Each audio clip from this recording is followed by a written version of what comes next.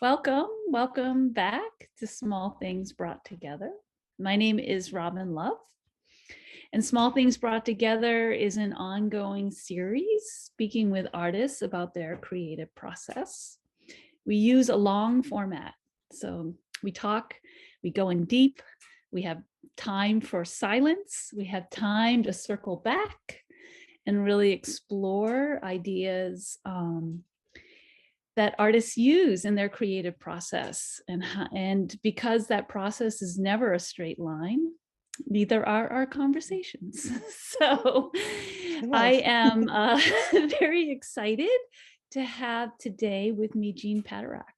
Jeanne is an artist living in Portland, Maine, and who grew up in Massachusetts and has, I think of you, Jeanne, as a polymath in the sense that when we first met a million years ago, you were painting, and something that I hope we'll talk about in the thing that I really recall from those paintings was just such a what felt to me like a very inherent and amazing sense of color and relationship to color. And I see that still in your work, but so you also paint, draw, garden, make jewelry, are an amazing mother, and you are curating also exhibitions. So I feel like you are doing kind of everything, completely living a life of art in all that that means. So welcome, Jeanne, welcome. Thank you, Robin. It's so nice to be here. I love our conversations when we have them. They're infrequent, but this hopefully not as infrequent going forward. But anyway, it's nice to be here, and I'm excited to talk art. Yeah. I'm just gonna change my view just in case. So my question, I guess, that's my very brief introduction. Is there anything else that before we, we're gonna look at some work and some of this variety of work. So, but before we get into all of that, just in terms of an introduction, is there anything you feel like people should know about you, whether it's educational background or anything like that? I mean, I'm just gonna say in advance that in our conversations leading up to this, we've talked a lot about this idea of, doing many things, which you do, and kind of the benefits and the downside to that. Mm-hmm. And so maybe as leading into that particular conversation, okay, anything would feel useful. Well, it's interesting you asked that now, because here I am, and I take January, maybe even February, starting last year when it was after my first full year of curating for the gallery. My husband has had a gallery and a frame shop for 23 years, or we both have, but I've been tangentially involved and doing other things. I had a touchdown in working with architecture for about, within the business realm and the marketing realm, but also on a nonprofit board, bringing in architects from all over. In fact, we had McKay Lyons came to Portland once, and so I have done a lot of different things over the years. So, last year I took January and February as a time to try to puzzle together my year. Looking forward. In the past 5 to 8 years, I try to get away to some residencies because it's really helpful for me to leave my garden and my family and my house, and because I don't have really a big studio offsite. We can talk about studios later, but but it's hard to puzzle it all together, and then also to try to meet with artists and figure out what shows and how I want to go about the shows of the year. So I thought it'd be so far. It's the end of January. I haven't written one application yet. I'm close, but I feel like I've gotten a little lost, and I don't know how much of that is maybe not lost, but it's just we go through periods. You take winter, you take time for senescence and slowing down, you get sick. There's all the real life things that happen, and so you don't feel as great or on top of things. But then it's just been hard to come back, because once you sort of lose touch with some aspects, I shift gears a lot. like for me, it's like, it's almost like I'm jamming the gears to get Mm. back in mode, thinking about, okay, what are the projects I really want to do? What are the things I want to prioritize? Because I do a little bit, maybe too many things. And I kind of, now that I'm getting into my gray-haired years, maybe it's time that I start to try to funnel things in a little bit. And maybe I have a little bit of a hard time deciding. So anyway, so again, from my background, so yes, Robin and I met when I was a painter, and I was a die-hard painter. I wanted nothing to do with design. I wanted nothing to do with, because I remember they kind of were like, you should be a graphic designer, you should be an industrial designer. And I was like, ah.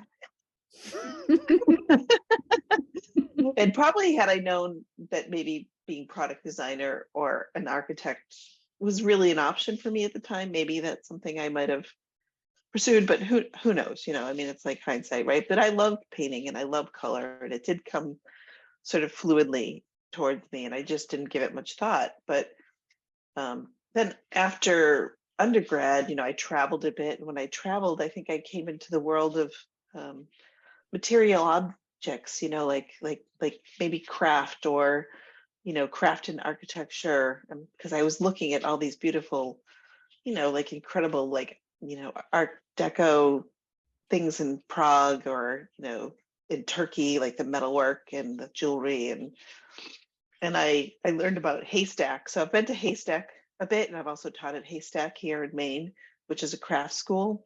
And you meet amazing people all the time when, if you go there, if you're fortunate enough to be able to go for a 2-week workshop. Or so that was the first thing I did. And then I met my professor and I went to Cranbrook. And that's when I sort of shifted gears, like a hard shift. Like I really didn't know much about metalsmithing. I had worked for one jeweler, but I kind of hard shifted into the craft world. And that took me for quite a while. I kind of, you know, had my 2 years at Cranbrook, still didn't know much about metalsmithing. So I took a lot of workshops.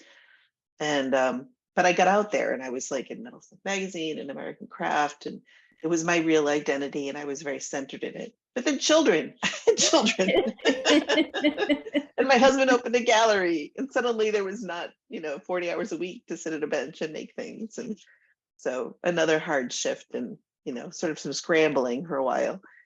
And I kind of just put a lot of art aside for a period of time, you know. Yeah. And so anyway, and then I took up studying plants, and I started learning about, you know, horticulture, and I've got about 6 certificates, and from Monticello and UVA in historic landscape design, and certificate in sustainable ecology. So a lot of different educational programs, because it was a way for me to connect what I really love, which is looking down at the ground, with you know, and it's just, plants are amazing things. So really in 2008, I would say I sort of really shifted hard into learning about plants, and or maybe 2007, and then we bought a house and I started gardening, and we have chickens and bees, and so I am just a little too all over the place. Well, if I may suggest, there's another way to frame that. That you have many interests, and Many you interests. take them up. You go in, you know. Passion. Yeah, passion. Yeah, you know, it's interesting. I was talking right after we had our conversation before this one. I was talking with someone who has been interviewed on Small Things Brought Together. Her name is Jody Hojan Kimmel, and she is Oh. a Zen teacher. She's the abbot of the Zen Center of New York City Temple, Fire Lotus Temple in Brooklyn. And she does every Friday morning an online art meetup.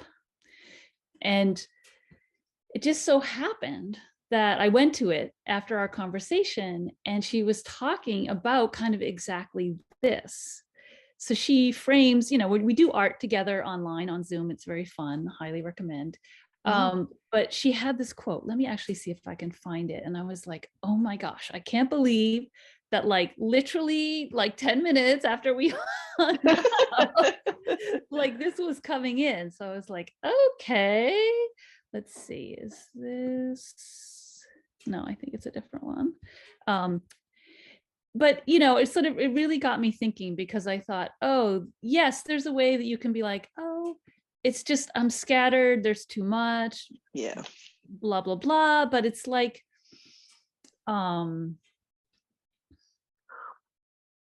she sent me this quote.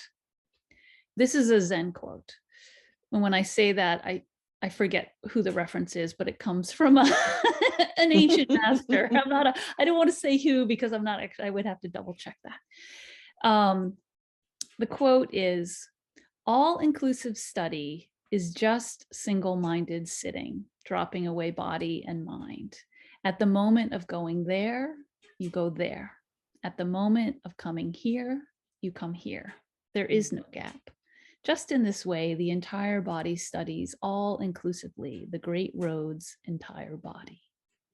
That's lovely. I think it's Dogen, Ehe Dogen, who was a Japanese Zen master from 1200. That sounds like Dogen to me, but it was this line: at the moment of going there, you go there. At the moment of coming here, you come here. There is no gap.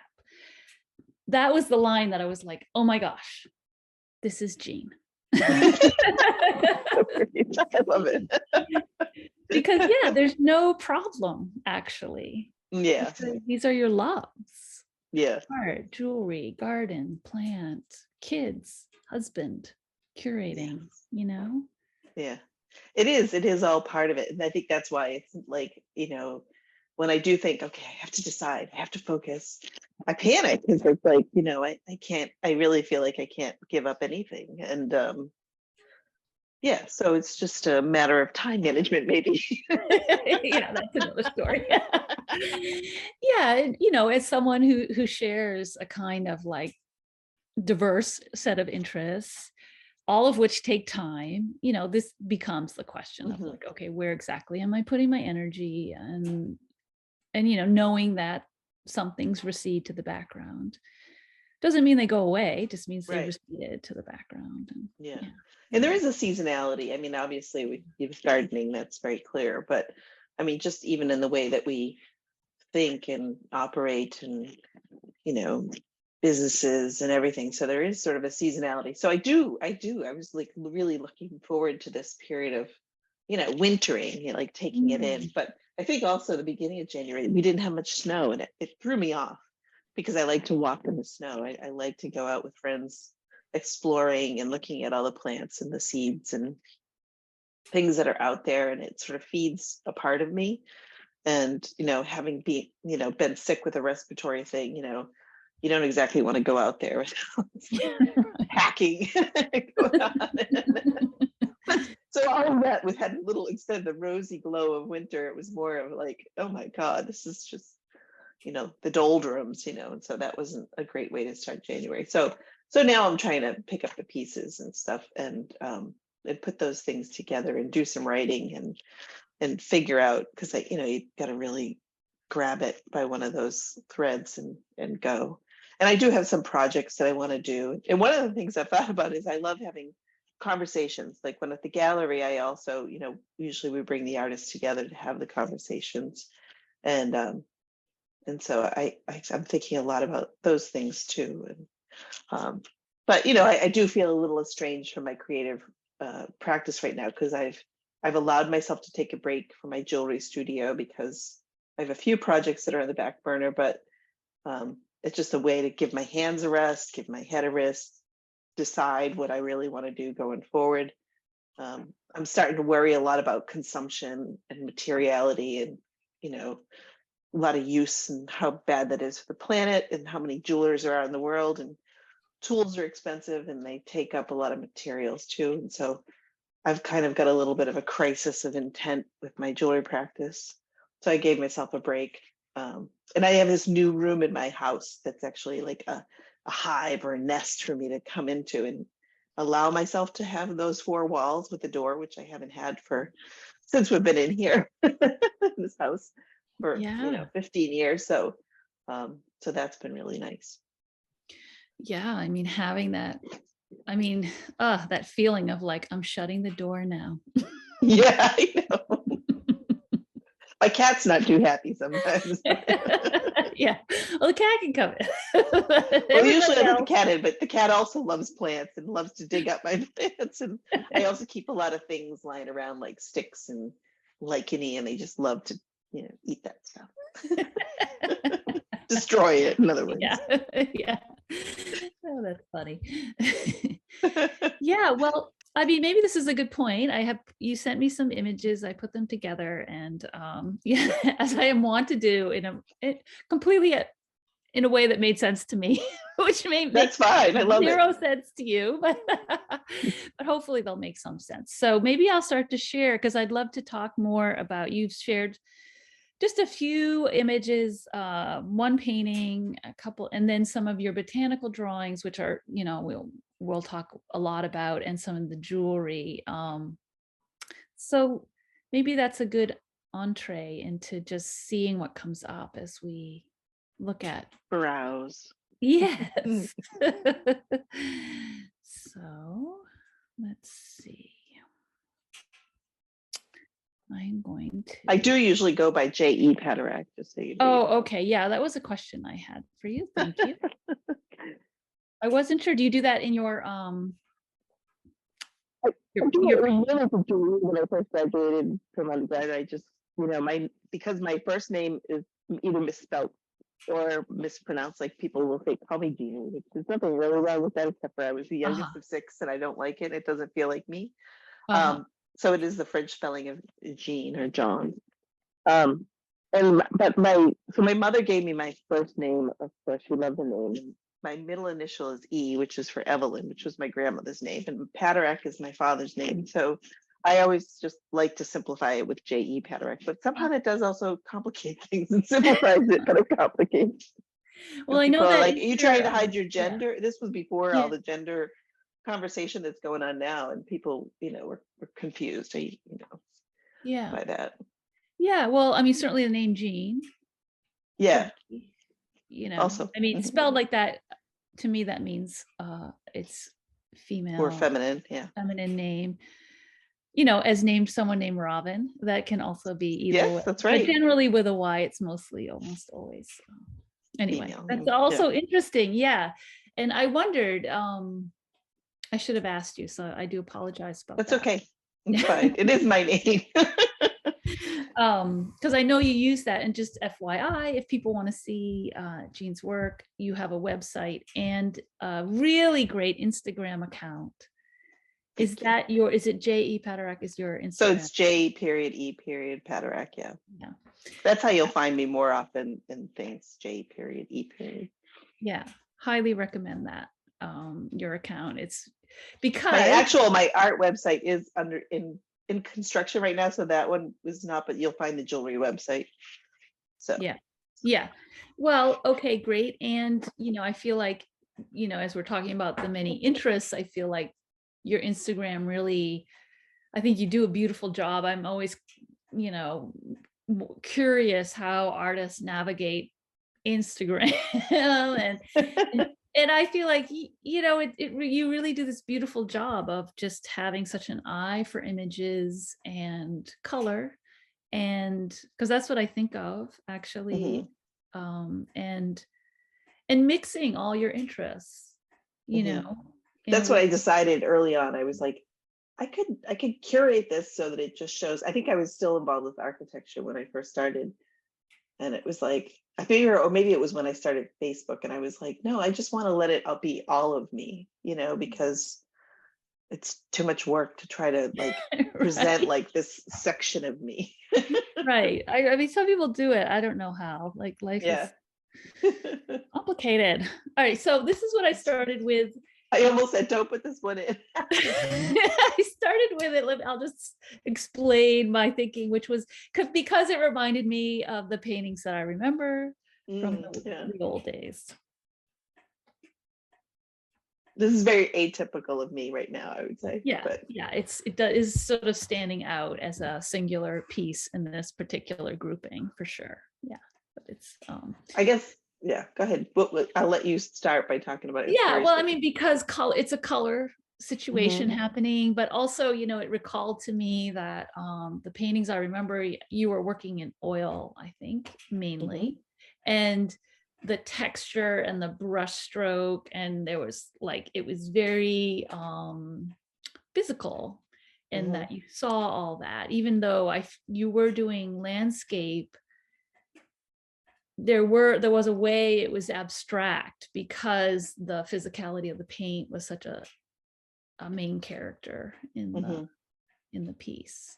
So yeah, that's why I put this one first, just Well, I mean, because. I do like it. I went away in October for a couple of weeks, and I was trying to like let myself not be so focused on my subject.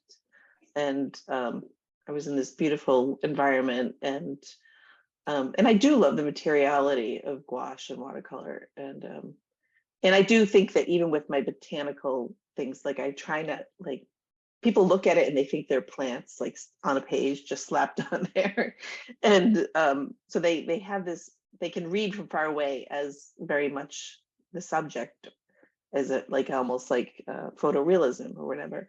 But if you look at the paintbrush strokes and the generalities that I use, it's, to me it's still all about the painting and Yeah, handling of the brush, yeah, saturated color. yeah. Yeah, I mean, does it get any bolder than a big gold stripe down the center? It's really great. It's Well, I great. was surrounded by all these incredible beech trees that would just like, like this room, they were kind of this illuminated Mm. yellow. And so it was a main character when the windows I was looking at. Very nice. Is this the correct orientation? Hmm. Okay. Yeah, this one and the next one, I did rotate the next one from how you sent it, only because it was writing on it. Oh, okay. Oh, maybe, yeah. Okay, yeah, that one. That was upside down, right? I think when I sent it. But I wasn't sure. Maybe in the end you wanted it, but they feel related to me. Maybe can you say a little bit about it? Yeah, for some reason I'm confused. I'm like, I think this was a little patch of moss that I had brought in, Okay. and there was some ink in the place that I was where I was working, and so I just wanted to play with the ink. I remember doing these figure drawings years ago that were very spare, and there's just so much you can get from that light and dark with plain old India ink, and I Mm. hadn't played with it in a long time, with a brush, and so I don't know, I just did this one, and I did a couple, and I really liked this one. I just so thought it was so present, you know. Mm. Yeah, yeah. And well, when we get into your jewelry, I was like, oh yeah, there's so many echoes through all of Mm. it. All of it. Yeah, that's the Mhm. part where I'm just like, oh yeah, when you go there, you go there. When you come here, you come That's here. nice. It's not different. Yeah, I mean, obviously there's like a kind of, there's a similarity in that there's this like thing right in the center that is, this is what we're, and that has, but as it says nest, I thought, okay, it's a nest. I would have I'm been actually fine. looking at that nest right now. It's sitting right in front of me on my desk. Yeah, and I think again, here we are with like texture, and even though it's pencil, I assume, Hmm. right? Hmm. Like, but like there, I don't know, to me it's also color. Hmm. I don't see it as a It's lack funny of because I never draw with pencil, and it was like, I was just like trying to just get myself out of myself. color. So So these are all from was it a residency, or you just had the chance to it go was by? kind of a self-made residency. I have a friend who's an artist who has a very nice home in Western Maine, and she has her own studio. It's her own. She's a painter, and she has her own studio that's in another building on the site, and she's got amazing art books around, and it's a very beautiful architect designed home, and I forget the architect's name, and I should know that. But there's a cantilever little tiny drawing studio at the top that has a little spoon porch with a little chair to sit in. There's Mm. a little lake or pond down below. So it's almost like a little Zen retreat to go there. And I offered while I was there to just cook for her. I was like, I'll cook, I'll bring meals and cook. Because I kind of like said, to my friend, like your house is just screams that it wants to be a residency. And she said, well, for you, it can be. I was like, That's okay, I'm great. coming for 2 weeks in the fall. Yeah. I mean, I love So, that. Yeah. Like it's great to go to a like sanctioned one or whatever you want to call it, obviously, like if there's supports and other things. But yeah, I mean, I love that you just figured it out. yeah, yeah. It was just I mean, it's a beautiful setting, and it was the fall, and also I had a hunch that there were matsutakis there, which is a kind of mushroom that's edible that I've never found before in Maine. I've never found before at all. It's like every year I kind of add a new species that's edible that I kind of like focus on. Okay, I'm going out when this is around and I'm going to find it. And but I hadn't been successful in previous years, and someone had given me a tip that it was on the eastern slope, and I was like, okay, I got this. Hemlock trees, eastern slope, near a body of water. Okay, and I found them. I'm so You excited. did. Yes, and we ate them. Part of the cooking. Part of the cooking. Yeah. So anyway, so but it was, yeah, it was a beautiful time to just go, and it was very unpressured, and I needed that because I think after the year with the gallery and just being there, in a space very focused and with Yeah. my jewelry, and right before the Christmas rush, I needed to get away. So it was good. Yeah. And I think, what you were talking about earlier about seasonality. And I think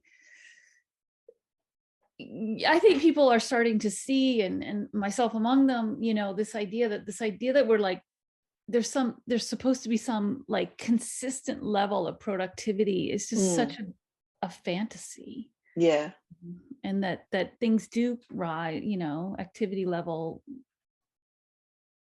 is more rising and Right. falling because that's natural. There's no species on Earth that is like, it's just such a weird idea. It's funny because I had someone posted the other day, they posted, I think it was an ad for like some way to remove facial hair or something, and there was like this little peach fuzz photo of someone's like facial hair in the light, and she was like, what is it? Are we not allowed to have hair anymore? And I said, I think it's because people want to be more like robots than animals right now. Yes. And so I think people do think that we can do this, but we are animals and we can't. Yeah. But I think there's this real sense of denial of Yeah. like who we are, what we are, and how we operate in the world. Yeah. Like, and at our peril, Yeah, at our own peril. Yeah, exactly. Yeah. So I put this one because there seemed to be a similarity in the shape. Yeah, And I'm in love with moths. it's like, I am so curious to hear about these pieces. There's a few of them that we'll look at that have this green mossy. So a couple of years ago, I had, so this is probably back around 2019. Yeah, so I would say around 2015 or 16 was the first time I got away for like a week-long residency. 2019, I had, I think, a 2-week residency.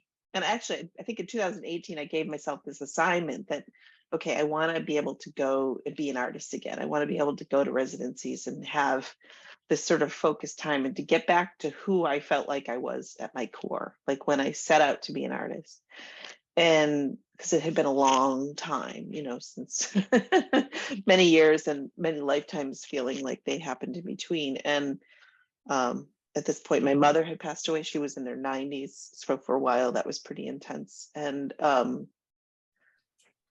so I gave myself sort of this, I wanted to talk about the plant that we tread upon, like underfoot. And I had this idea of the intimate universe that I wanted to figure out a way to get people to look down and look closely at these little sentient beings, or not even maybe sentient beings, but like these things that are really important to the ecosystem, really important to how the world operates. We need oxygen, right? We need moss. Moss is a beautiful water cleanser. It has so many capabilities, and there's all these amazing animals that live within it and live off of it, and it's really important. And when you go to Haystack, for instance, the moss is everywhere, these trails, it's not boreal forest, but the pines and the lichens and we have all this moss because you have a lot of rock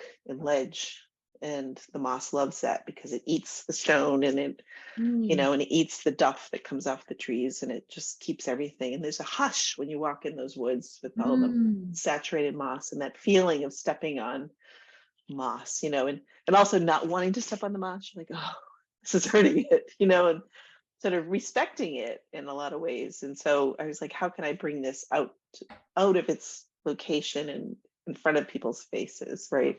So I applied to the Haystack residency because I said I was having a show at Zero Station, which is our gallery, called Intimate Universe. And so I wanted to finish up the work, which is also, I was trying to figure out, how do I bring jewelry and printmaking? At the time I was doing some printmaking. How do I bring these things together? How do I take parts of myself and stitch them together? And it felt forced, but I was trying to do that. So I landed up, in some cases, sort of sticking some pins on some prints and calling it good because yeah, but I mean, first, well, we just don't know till we try, one. right. And I mean, just sort of thinking about two very labor intensive media, Mhm. jewelry and printmaking. I mean, there's a lot of Yeah, processes going a lot of on. processes going on there. I mean, and that's the thing is like there's something about the printmaking. Like I learned how to do like basically dry point on using plexiglass. So it's a little less expensive than getting copper, and it's a little less processed than doing, in the old days it was nitric acid. And of course now a lot of people are using ferric acid. But that's a whole different sort of way of biting the plate. And it was too many steps. I didn't have that much time. So when I discovered that you could just draw on plexiglass and get some prints out of it, it was very exciting to me. And because I also just forgot how much I loved like wiping ink or mixing color for ink. And that's when I started to realize, because I had kind of estranged myself from painting. Someone had literally sent me canvases, paintbrushes, and oil paints and said, Jeanne, you need to paint. And they probably sent me that in like 2009 or something. And I couldn't touch it for like many, many years. I think I finally picked it up in 2019. I went to a different residency after this one. And I was struggling, but I did. But that's a whole other story. And then with the enamel, because I do love color. And at one point with my jewelry, I was like, I said, I think I wrote a proposal to get some equipment, because I was like, I love color, like I miss color, and I don't use gemstones that much because, well, partly you can go down the rabbit hole of spending way too much money, and for me, it felt like I didn't want to be like a fine jeweler necessarily, and it felt like a cheater method to design. You stick a pretty stone in something, and it's done. You don't have to really do anything. So for many years, I avoided stones altogether. I mean, now I have some mixed feelings. I mean, there's part of me that wants to use more stones. But I started trying to make my own, elements. And so I would be casting some little succulent blossoms. And then I love this sort of sugar coat is the way that you get this sort of lightly fused enamel. If you do it right, you can get it so that it looks like this, like almost like a flocked surface. The piece gets kind of heavy because you have all this metal in there and then glass. So it's a little bit of a pitfall. But I was just trying to really get that moss feeling with it. And I mean, I think successfully. And I didn't know what the material was. So it's enamel. Yeah, it's enamel, it's glass. And I actually probably should have sent you some pictures. I have a website I just took down.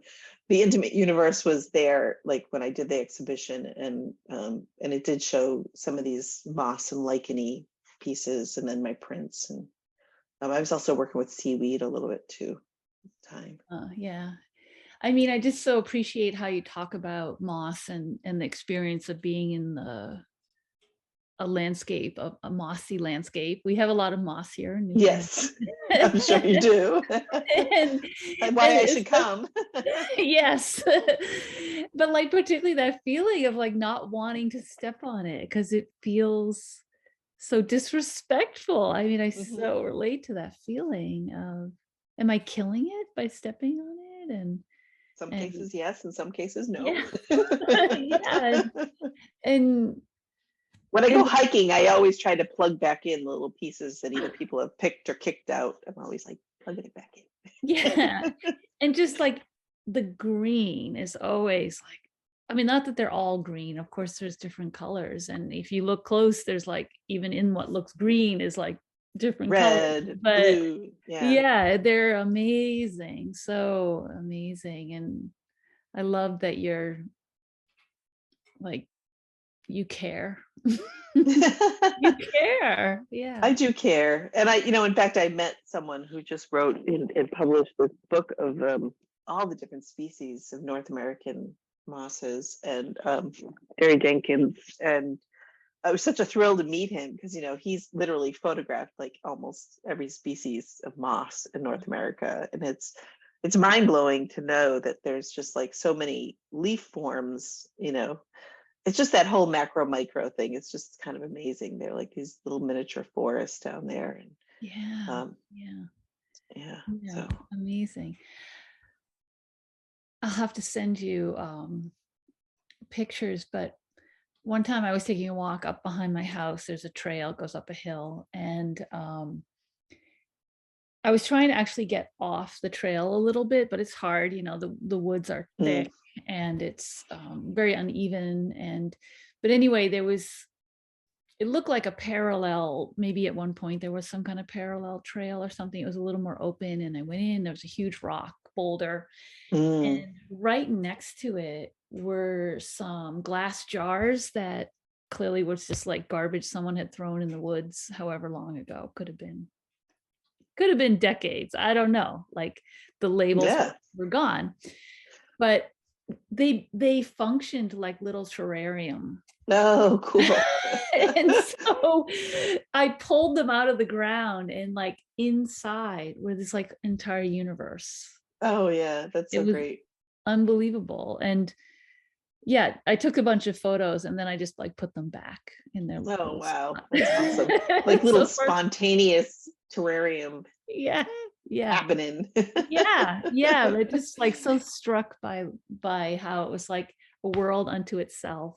Well, they do like colonize. I mean, it is really interesting, and they're really good examples of communities because they know that they each have a role, and they're very, they work together, and it's kind of, they are an amazing resource. I mean, this guy Fritz Haig, who's done, I think he did like what was it called, like the front yard garden, where he was bringing people to bring food into their front yard. And he had this whole video about how bad lawns are and the history of lawns.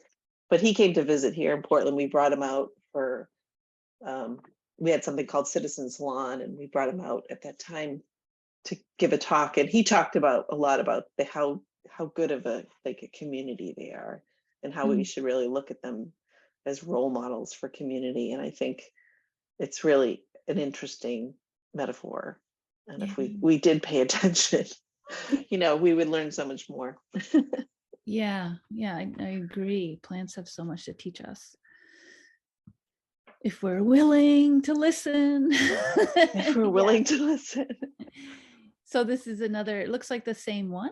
It's more or less the same one. Yeah, I think, I don't know. I sent these pretty quickly the other day, but I love like the ink on the page. Like for me, those little, white marks, and that was exciting because I hadn't done printmaking, since the 80s. So it was like a mini leap. And it's just interesting when you haven't done something for so long and you come back to it, the things that you remember just like through the doing. Yeah. Kind of weird. Yeah. Yeah. Or, and to come back to painting, and I mean, painting is such a loaded thing, it's loaded. It is. That's what I found on the next residency. After this one, I went and I took the paints. Finally, I grabbed that box of paints, and I went and, there's part of me that didn't want to plug myself back in as a landscape painter. And I hadn't started painting plants yet. This is before I started doing that. And I had all these panels, and I was like, I'm gonna try to nail some really beautiful reductive paintings. I'm gonna do this, because you see so many paintings out there and you're like, oh yeah, like, yeah, I want to do something that, I don't know. I just sort of thought I could put myself through the motions, and I know how to handle paint. I love the smell of paint. I love color. But I was struggling. I was like, what does make a good painting? Like, what, I sort of had fallen out of love with painting, but now I wanted to like be all in again. And it was like I was struggling with the oil painting. And so I also had given myself this assignment of just, you know, paint a plant, and so I took my gouaches one day, and I had this black paper, and I just took a dandelion leaf. And that was the beginning of just watching the color on the page. And then it kind of took me in that direction of really exploring like these portraits of plants. Kind of how I think of them. I love that. I love that, because it's like such a great, perfect illustration of how we set out with this, like, okay, I'm gonna do this, blah, blah, blah, blah, and then somehow it's like, but actually what I'm supposed to be doing is actually over here. But you wouldn't have got there if you hadn't, Yeah. So good. So good. All right, well, we're gonna look at some of those, but like well, this is one. I mean, so that's one. So that actually was after I did the dandelion leaf. There was this rock. This is at a place called so it's called the Joseph Fiore Center, and it was run by Maine Organic Farmers Association in Jefferson, Maine. And coincidentally, Jefferson, Maine is where my dad built a log cabin when I was a child, right before he died. And so I've gone up there every summer of my life. So Jefferson is a place I know pretty well, and this is on a different body of water. And it's kind of like a farm on a lake, but and it was 4 weeks, and it was the first residency I went to that had a stipend, and there was a garden there, and someone they hired someone to basically manage the garden a little bit and be there in the house. And there were 3 of us, I think, in the house. It's a very nice house, and it was on the water, and I brought my kayak, and I hadn't been painting plants or doing gouache at all, but I had my gouaches and I had my oil paints, and like I said, I was struggling with oil paints. And then I did that dandelion, and then I started painting other plants, and there was this little rock wall, and Joseph Fiore had painted rocks, and he hadn't lived in this house, but his collection was now housed in a very they made like a temperature controlled room to house his collection. And he actually had an interesting history. He had been down at Black Mountain College, I think, either as a student or as a teacher, I'm not sure. He had worked with some other people. There was some tangential points that he kind of like met and connected with people that I either knew or went to school with or had as teachers, not went to school with, but like the sort of the legacy lineage. And unfortunately, the person that knew him and that was going to visit us, this guy David Dewey, another painter, he actually had a bike accident, so I never got to meet him and have that full conversation. But anyway, Joseph Fiore he had all these paintings that we could go look at that were in this room, and there were some that were just of these rocks, and there were this rock wall right outside my little studio. And of course, I collected moss like I always did, and I had my microscope there, or a microscope that I borrowed. And so then I painted this, and and it was something that there was a couple different versions of a painting of moss on a rock. And anyway, so that just was it. And I'm still in love with this little rock, and I left it for the next painter after me, and she loved getting it when I left. I left the little moss on a rock for her. It's so good. She was very happy. She felt when she arrived, there was a little gift. I'm glad she was able to receive it in the way it was intended. Yeah. Wow. Yeah, this one I like actually tried to blow it up to see more clearly what was really happening. So is this seaweed? So it's a seaweed, it's an etching or dry point of a seaweed, and then there's a cast seaweed pin in there, Yeah. and then it is right in the frame. Yeah. Yeah, this right here. Yeah. Yeah. Yeah. So kind of in a similar vein of combining the printmaking and the Right. It's all part of that intimate universe, the idea yeah, that, yeah. and I just, again, like, I think like seaweed has this other amazing role. It's kind of like the moss of the underwater, right? The moss of the sea. The moss of the sea. Yeah, I mean, seaweed is, gosh, I mean, So beautiful. it's so beautiful, and the shapes and I the, know. The oh my color, that color is amazing too. colors. Yeah, yeah, wild. There's a woman here in Maine that does some weaving, and I want to meet with her about the gallery. She does some, like, makes either these vessels or uses actual seaweed.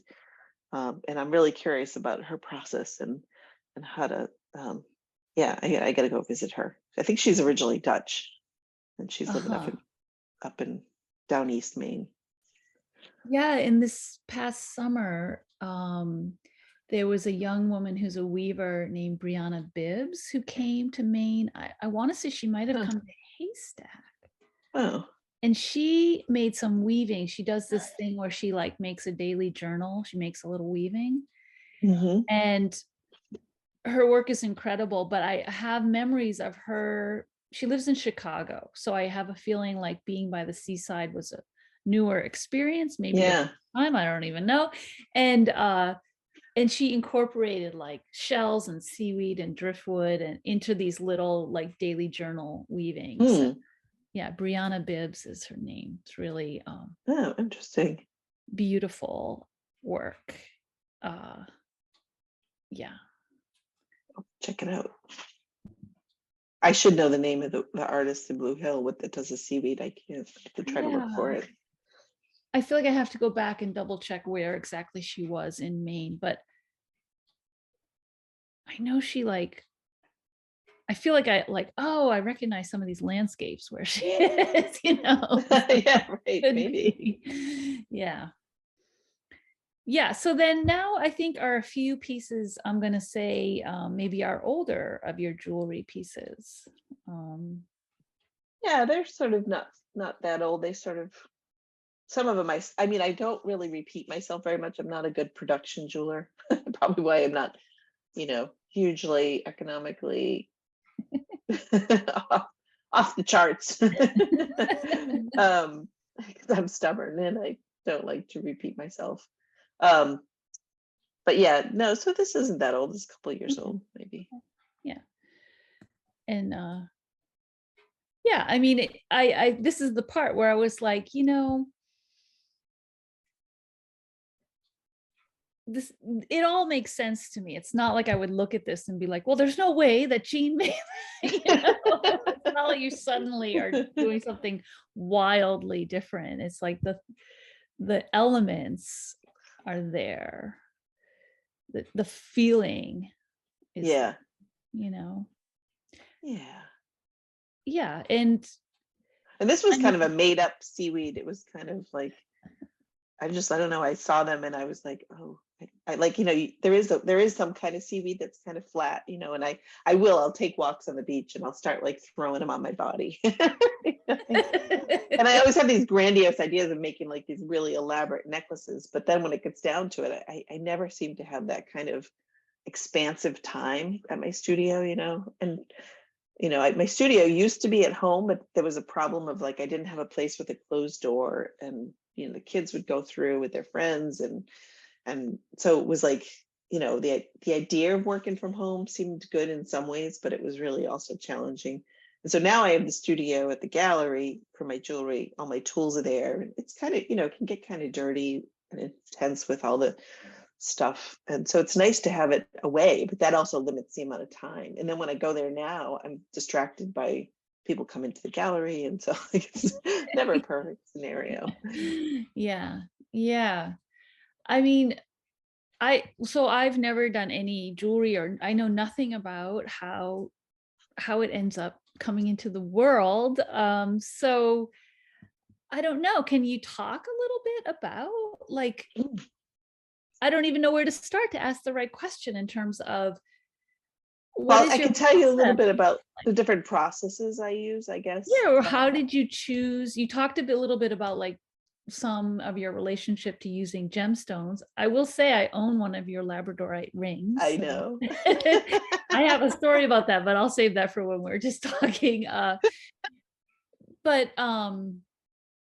yeah, so how did you gravitate towards any particular the metals that you do use? And Yeah. So I think, like I said, when I went to grad school, I had very rudimentary soldering experience and forming experience. I knew a little bit of how to hammer form something and how to do some basic soldering, but there were things that were really intimidating to me. And one of them was casting. Because you take molten metal and there's a whole bunch of steps and equipment that you need to make a model out of wax and then make, a negative so that you can pour the molten metal in, and you need the kiln and a way to evacuate the plaster. And it's very labor intensive and equipment intensive. So when I learned you can job out casting, I'm like, oh, well, I don't have to do everything, because you can't, it's crazy. oops, I've lost your sound. Sorry, a phone call just came through my Oh. computer for a second. So I should put my do not disturb on now that we're well in. But anyway, so I use a bunch of different things. So I do hand fabricate things, like the last pair of earrings, the seaweed earrings. It's all just taking wire and hammer forging it and soldering the pieces together. This is a cast element, the bubbles, but then it's it's not cast all in one piece, like with the back there. It's just a hollow. So I have some earrings that I was doing that were just like little bubbles, basically. But then I did solder this onto a back and set the stone and put it onto a ring shank. So I do a combination of, fabrication. I work with both oxidized silver, typically oxidized. I like my silver black because it looks really good with gold. And I can't do, it would be nice to be able to work with exclusively all gold, but because I love the sensibility of working with gold. It feels a little softer. But I'm not a fine jeweler necessarily. So, but now I've done also some, and I've jobbed it out. I've had some castings made from succulents, and then I make a mold and I use them as to sort of sprinkle in, almost like a gemstone, into pieces. And so those are kind of my main modes of working. Fascinating. Yeah, so this is like a cast succulent that then set on a gold band. Okay.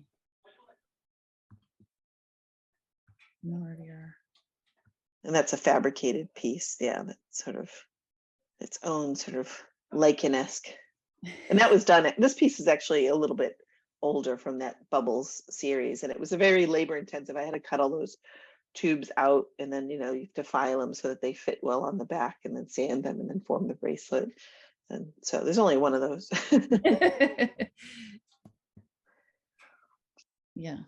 And that's all. Well, actually, that's a mixture of some of the elements I cast, like there's a little trio in there that's cast, and I use that as an earring element, just so I can have a lot of them. And but then the rest of them, it's just fabricated into a bracelet. So every bracelet's a little bit different. They're all like stone walls. I have a thing for stone walls. Yeah. Well, living in Maine, you would. Yeah. Yeah. And Massachusetts. Yeah. Yeah. Yeah. So now we come to your botanical paintings. Is it okay to call them botanical paintings? Yeah. I call them plant portraits. Oh, plant portraits. That's much better. Yeah. Yeah. It's funny because I'm like, why do I resist being like a botanical artist? Like, I'm right on the fence for becoming a member of the American Society of Botanical Artists, because they have a show coming up that you can send work in that is I forget what it's called, but it's all about things that grow on other things like, you know, fungi and lichen and like symbiotic relationships. And so I do like painting lichen a lot. And so I thought, oh, I should apply to this. So, but I think you have to be a member. So I'm like, why am I resistant? Why? Because I really don't want to be like, because I don't know, if you look at a lot of botanical, I mean, a lot of it's beautiful. There's nothing wrong with it. It's just that I don't know that I want to, because I feel like I need that painterly, I need that ability to not be perfect and not try to be perfect, because I'll go crazy. I can't keep white paper clean to save my life. Yeah, and there's something about like, I mean, the idea of painting a plant portrait versus like an illustration, you know? Yeah, yeah. To me, those are miles apart in terms of intention. But what do I know? You know? Yeah, I mean, it is very different, and it's funny because it's like I don't diss anybody for doing that, because it's necessary for guides, and it's great that we still have some places that will publish, you know, books with illustrations. So I'm grateful for that. In fact, we have a good friend who is an illustrator of insects. Yes. Yes. Shout So out Ed Lamb. Ed Lamb, who was an amazing painter who could throw acrylic around like, I don't know, he was just crazy, amazingly talented, is still amazingly crazy and talented Yeah. guy. Yeah. Yeah, though I think he uses digital means now. Oh, does he? Yeah, I didn't know that. Yeah. Yeah, I mean, and just to say, like, the idea that you're using, are these gouache or It's gouache, yeah. yeah. I mean, I think just to be clear, these are not done on an iPad. These No. these are on If you paper. get in close, you can see like that, Yeah. you know, and maybe when I'm working on my new website, which I'm sort of working on, but it's like, it's very much in its beginning stages. You should be able to like go in there and see that, like, you know, I leave all my initial pencil lines in there. It's like, so there's a lot of, you know, when you get close, I mean, they're kind of almost clumsily painted. In fact, here's a backstory. Ironically, when I was doing these are, I think, in 2020 or 2021. I already can't remember what year it was, but I had an undiagnosed condition that I was shaking a lot. I had and I was terrified because it was COVID. So I think it was 2020. It was 2020, and nobody went to doctors in 2020. We were all terrified, Right. and I was kind of terrified it was the beginning of something like Parkinson's. And I didn't even mention it to Keith. And I was having trouble walking, and I was feeling weak, and some other things going on. It was only after that residency in August that I was away for a full month. This is not the Fiore one. This is one in Monson, Maine. That was amazing. Had a beautiful studio. We get fed. We get stipend. It was just amazing. But I was trying to go on daily walks with a friend, and I just didn't feel myself. My gait was off, and everything was weird. So I said, when Keith picked me up, I was like, I got to go get this checked out. It turns out I had an autoimmune disease that kicked my thyroid into hyperthyroidism. So you put a piece of paper on my hand, and my hand was like, and I painted a lot of these during that time. So, so if you get close, like a 90-year-old lady painted them. I mean, I'm glad we're laughing about it now, but Yeah, I know. yeah, yeah. So.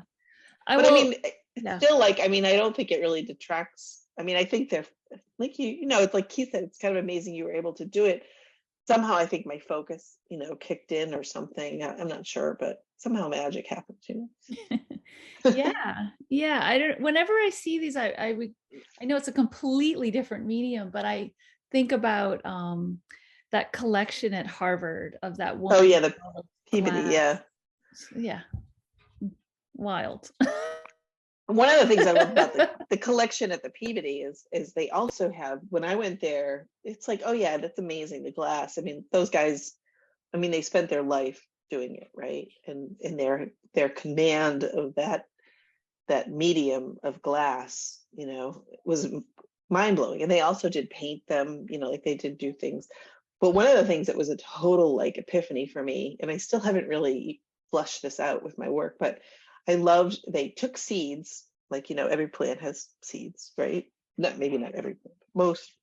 And when you cut the seed in half, you have this transverse section of the ovary, or you can do a bilateral cut. But every seed has its own pattern in the way that the seeds, sit in their little carpel, and those patterns look almost like those sound vibrations on the Chladni plate. Yeah.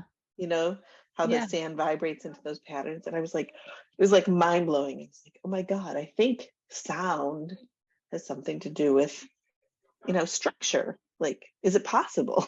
And I don't know, I just still love that correlation between those things. Well, just to ask a question. So when you say every seed has its own pattern, do you mean every plant seed, or you mean every individual seed is unique in that way? Every plant's like the morphology. So every plant's, has a certain way that the leaves go. They're either, right. they go off alternate or spiral or opposite. And so the same thing that the plants, if they're monocots, there's like one seed in there. They're dicots, there's 2 or more, 2, 4, 6, 8, and then some are like 3, 5.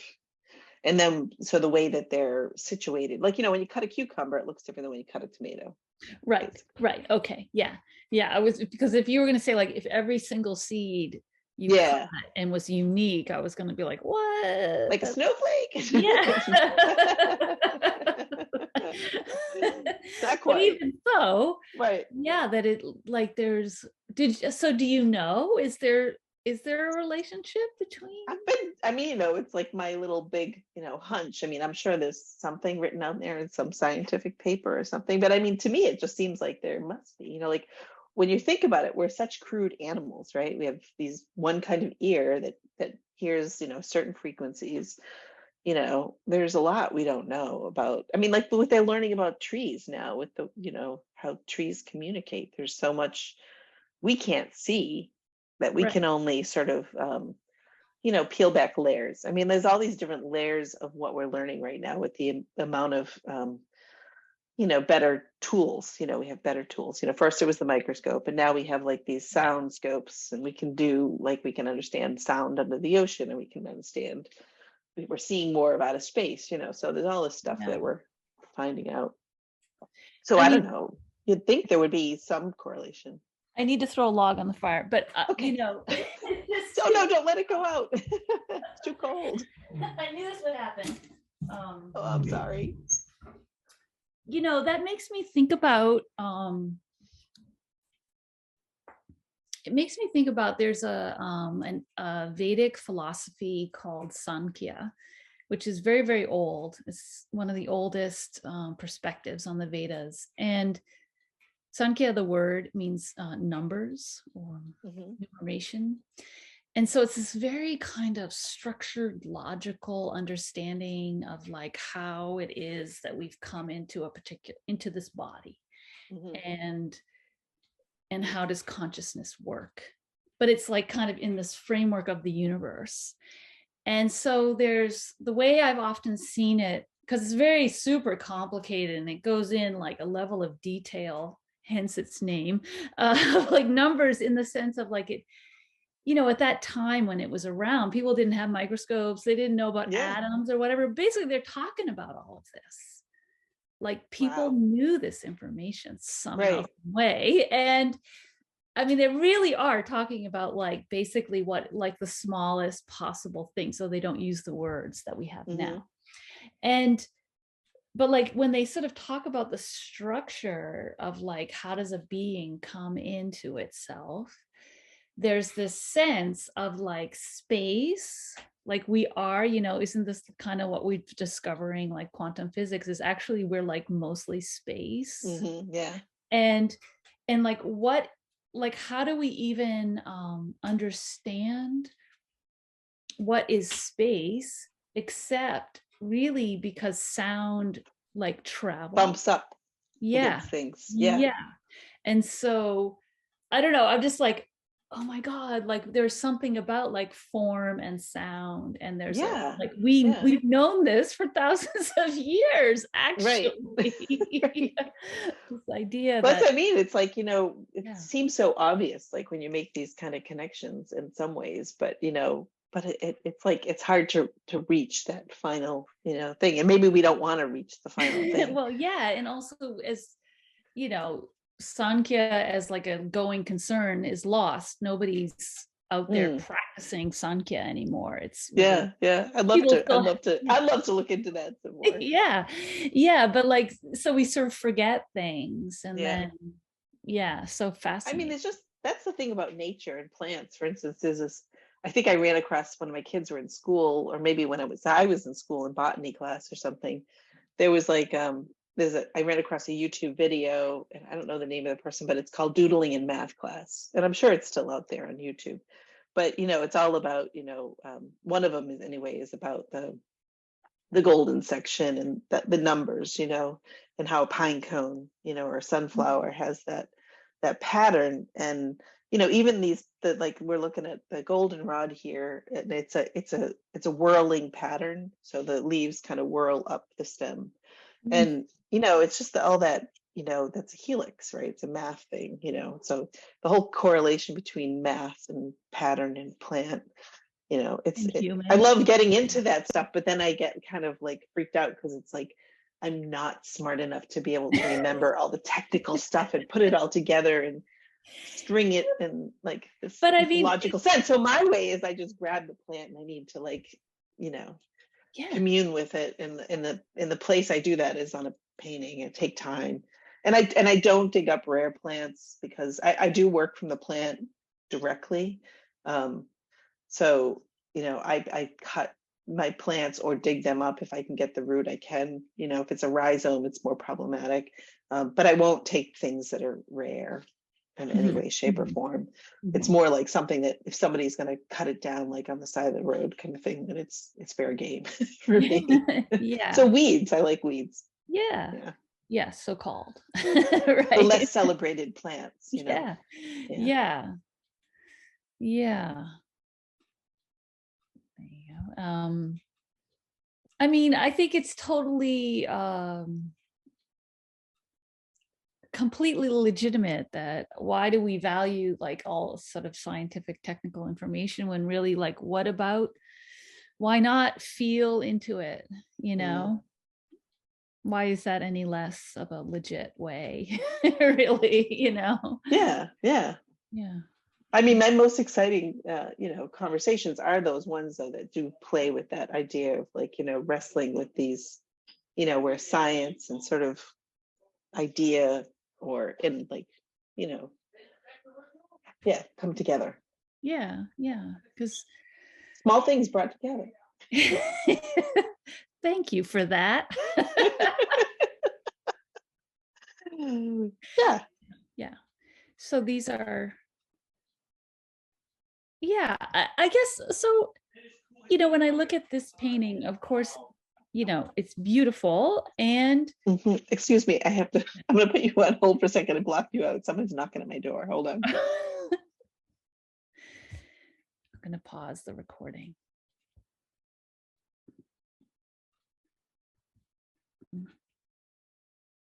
Okay. We're back. Little interim, no probs. Right where we were. Okay. We just actually have a few more images. Yeah, and this one, I guess, then maybe it doesn't matter in the least, but I was like, oh, I wonder if there's really you are concerned with the information that you're showing. um like this is the difference between you're making a portrait Hmm. versus like a botanist will use this to explain something to somebody else kind of thing. Hmm. I don't know how important that second one is to you. I think for me, it's probably not as important. I mean, it is. I mean, I guess it's interesting for people to like see roots. Like, this is just from an acorn, right? It's like, this might be 2-year-old sapling of an oak tree. And it's still alive, like we forget that when the leaves fall off, that these little twigs sticking out of the ground are still alive. And the next year they're going to grow new shoots and they're going to be a little taller. So I thought for myself, like, oh, I'm going to plant a tree that's in senescence, and actually it's not a great photograph. I wish I had given you a different photograph of this one because the paper is a little larger. There's more space around it. And there's also seems to be a lot of dirt, partly on my screen, but partly on the paper there.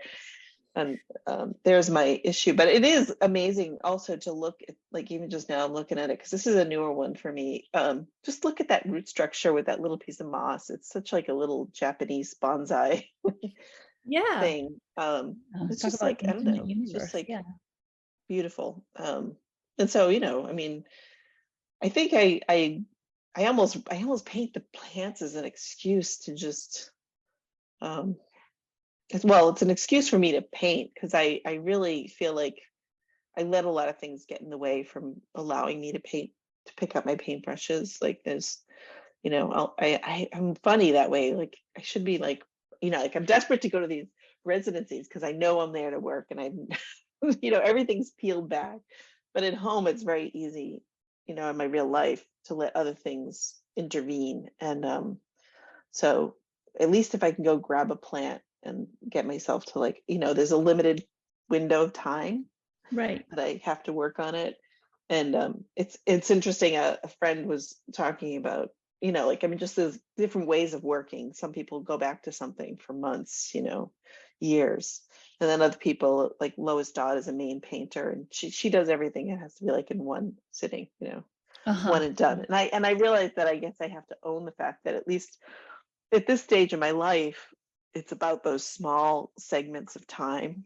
So I have to, like, just, let those things sort of build up like sedimentary layers. So, like a part of me is like, okay, am I just going to keep painting plants forever? Like, is that my thing? Or, I want to sort of move the work into a way that feels a little bit more contemporary. But there's also nothing wrong with me sort of keeping this practice, even if it's just for myself to keep having that time with plants. yeah. But I do feel like I'm a woman out of time. Like I feel like, oh, I should have been back in the 1800s. Kate Furbish was a Maine botanist who walked around in the marshes and painted a lot of plants. And there's other, there's a number of, other really well-known, female artists that were quite avid scientists too. And I feel like I would have been very much at home. Maybe not so comfortable in the clothes, but yeah, I mean, there definitely is a feeling of it that has come to my mind a couple of times as we've been talking of those like 19th century women out there doing their thing. And I think, we do live in a time where there's like totally no boundary in terms of what is contemporary anyway. And to me, what's very contemporary is just that it's your passion and you're doing it. And so I'm on board, it's not anything I'm ever going to do, but I am so on board because I feel your love in the work. Yeah, that's what I really feel. And your curiosity and like totally feel like your interest, questions. Still so much to learn and look at out there. Yeah. And this is a pretty early one. This was probably one of the very first few ones that I did back at the Fiore, the little jewel weed. Yeah, we have that here, I think. And this is one of your lichens, I'd say. One of my lichens, yeah. I love them because they're so painterly. They are just like so, really painterly. I know there's just looking at them. I don't know much about Ikebana, but I've taken literally one. Oh, I remember when you were doing that. Yeah, and I used to do it at the temple in Brooklyn. It's not technically Ikebana, but similar principles apply to doing the flowers on a Zen altar. But in the workshop, it actually was a woman, a Japanese woman who lives in Western Massachusetts with her husband. And apparently there's like a tofu what do you Oh, call it, wow. factory in Western Massachusetts. Wow. And she worked at it, but she was Oh, highly trained in Ikebana. wow. And she came to the temple in Brooklyn to lead this workshop. And one of the things that I always have took away with me was she talked about walking around the Massachusetts landscape, and she would just pick up beautiful lichen covered sticks, of which there are many. Mm-hmm.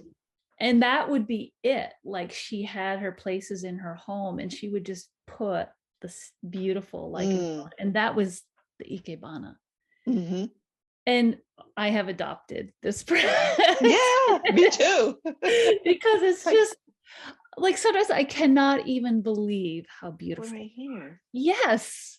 Like, how is Oh, it it's even possible? It's like, it makes me want to cry. That is so I beautiful. know. They're so beautiful. So beautiful. And I missed them. And they really come alive. They start moving a little. Right. Yeah. So it's so gorgeous. I think that's actually our last image. So I Oh, know. nice. Perfect. What a beautiful place, actually. Yeah. Yeah, so maybe as we wrap up, is there anything that you want to add, Um, that you feel we haven't covered? no, I mean, like, I think one of the things that I admire about you and your work is you're really good at you know, really creating a project for yourself and the follow through, and that's something that I think, I know that there's this weird thing when you think, oh, I'm supposed to do this, but it is like, okay, I'm getting to this point in my life where, you know, like, I mean, I did do that intimate universe. That was a jumping point. It was a way for me to create a project to do the work. And sometimes by dreaming up the project, it gets you to another place, right? It's a bridge of some sort. And I guess that's where going back to the beginning when I started this, it's like I'm trying to figure out what's the right bridge when it feels right, and not shoehorning myself into something. I mean, that's the other thing we haven't talked about. But I mean, I think with social media, the other pitfall with social media, which I do probably truthfully spend too much time browsing in the world of, you know, Instagram. It can be confusing because there's so much out there and there's so many possibilities, and then you start to lose yourself. And I keep thinking, like, it's true, like I need to, like, just go back into myself. And I think that's why I'm interested in your big ideas thing, because it's like it's a way to get back into yourself and to Yeah. start to tease out that truth, so you figure out, because I do feel like, like that's the thing about when I sit down, like that very first time with a dandelion leaf and I took the gouache, there's just, it stripped away everything. And it was like I just had to paint, which is something that I knew from when I first fell in love with it, 35 years ago, whatever. So um, I think I'm much better when I strip away all those layers and just get to what I love to do with no excuses and no, Yeah. preconceived ideas about where I'm going. But at the same time, I kind of have to create these bridges to get myself to peel things away. It's Yeah, like a and I think conundrum. you've discovered, like, oh, when you go to a residency, like, that makes it possible, and then that gives you the juice to keep going. And I mean, I Yeah, think you've actually found your way. It's just like, that's what you need to do, and you're doing yeah, it. So, yeah, yeah. yeah. Actually. And now I just have to get myself to sit down and write it out in a way Yeah, that it well, reads, well. yeah, So that's the other thing. yes. Well, but that's a whole other Yeah, conversation. that is a whole other. Oh. Okay, here we are. There was a glitch, a wrinkle in the time-space continuum. Actually, really what happened was my internet went out yesterday, just as we were finishing. And yeah, and so here we are. It's about 24 hours later. I'm back with Jeanne, and I have a new background, but you have the same. And, thank you for coming back. No problem. But yeah, I wanted to properly wrap up. So kind of the bonus of it is that we have 24 hours to kind of digest our conversation and think about, was there anything that kind of came up for you over the last day as a I result? feel like there should be something that came up, but I have to say that I've been a little distracted by my flooded basement. Fair enough. Yeah. So, but no, I mean, I think I was very, it was felt very lovely to have that conversation. Like I think I was saying maybe when we got cut off, that it was just, it's a nice opportunity to come together. I always enjoy coming together with any artist, but especially someone like you, Robin, that I knew so long ago, and we connected, and then of course went our separate ways. And then at some point you surfaced on the internet, and I was like, oh wow, look at all that she's doing. I was thinking that's when you were homeschooling your kids, and I was always sort of in awe of all your the way you lived your life all those years. Homeschooling. And now that you're way up in Newfoundland, I mean, just that whole thing. I mean, I have to come someday. It'd be so Yes, cool. you really do. I think you'll love it. Yeah, well, okay, so great. And for me, I really was thinking about, the just before we hit record, we were talking about like being mid-career, if you want to call it that. Maybe we're like late mid-career artists. Sometimes I feel like I'm emerging mid-career. Yeah, Why isn't that right. or re-emerging mid-career? Re-emerging, yeah, actually. And what is that? The thing that you presented yesterday about, you have so many interests, and then like how do you sort through? And then is that confusing for people? I mean, personally, when I look at your work, I don't see confusion. I see actually a lot of clarity. And so, but what is it that actually is, what is at play when we're, I don't know if we're told or taught, that we're supposed to be, it's supposed to look like one thing, and and then we take that message in. And yeah, I feel like one of the things that this series has helped me see anyway, just from the sheer number of people talking, is, oh, it looks like so many things, and all of it is so interesting and valuable. So I really appreciate all that you're like exploring and putting out in the world. And we didn't really even talk about your curating. That's like a whole other thing, but maybe sometime in the future. I also have enjoyed having like two people come, and have a particular conversation that way. So That'd be cool. The other thing, this popped into my head when you were talking about, like, that what is that thing about focusing, and two things have popped into my head. One is like, I'm thinking, okay, back when we were in school, right, we all had mostly male teachers. Right? And I always think that it's, especially in metalsmithing too, I've always noticed that it's the guys, they drill down into one technique or one way of working, and they just go. And it's not always the guys, but we were talking pre-record a couple days ago. We had a conversation about the fox and the hedgehog. Are you a fox or a hedgehog? Do you go into one thing and just keep doing that one thing and keep going, or are you a fox? Do you set up in different regions to do a project? And and I think to a certain a bit, we're both foxes. We tend to rear up and do what we need to do to get our kids on their way, whatever that project is, and then move on. But the other thing that's really funny is last night I watched that movie with Cate Blanchett, Tar, about the conductor, which the preview looked awful and I didn't want to see it, so I'm not here to review the movie, but I do love Cate Blanchett, and so I was like, okay, I'm going to give this a whirl because it's up for an award or whatever.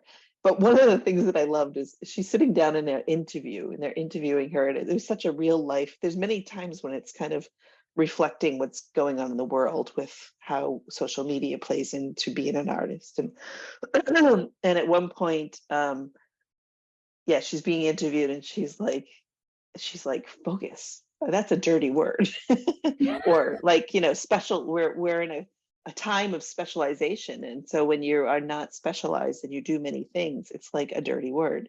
And I thought, that was really key. It's like, supposedly she's a composer, a musician, a writer, whatever, teacher, so it's like one of those things. It's a dirty word, I think. And I think that all comes part of the way our culture of artists, or this new, upbringing with social media and being an artist online. It's all about brand. And, I think Debbie Millman came out and said, I hate that idea of like a human being a brand. We're not brands, we're humans. It's very different. Yeah. And so I love that she came out and said that, because, she's a designer and brand has been what she's all about. But she's also a great interviewer and understands being human and being an artist. And I think that's something that's not upheld enough in this way that we are. And so, but yet there's those of us that are just going to keep doing it that way. We can't help ourselves. Living our lives and passions. Yeah. I think her podcast, right, is called Design Matters. Yeah. And she's married to Roxane Gay. Yes. Who is very cool. Awesome. Yes. Yeah, so they're both amazing thinkers, and and have great Instagram accounts, by the way. Yes. Of course. Yeah, and one thing I love about both of their Instagram accounts is that they do range all over the place. Like Roxane cooks a lot and records her baking and her cooking, and so I mean, it seems like when they came together, their life settled into this nice mix of things that really works for them and their accounts. Right.